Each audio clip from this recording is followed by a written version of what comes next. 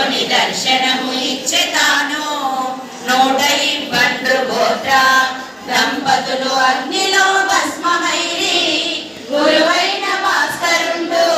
బాలురను దగ్గరకు చేర్చుకొనెను శివ విమానములొచ్చెను శైవులకు స్వాగతము చెప్పెనమ్మా శంకరుని కడతేగెను వైశ్యులు శూలపాణిని గాంచిరి విష్ణువు వచ్చెను వైష్ణవులు విష్ణుని గాంచిరమ్మా ఈ చరితమిట్లుండగా రాజుకు ఇక్కట్లు మెండాయెను పెండ్లి పెండ్లి అనుచును రారాజు పెనుగొండ పులి చేరెను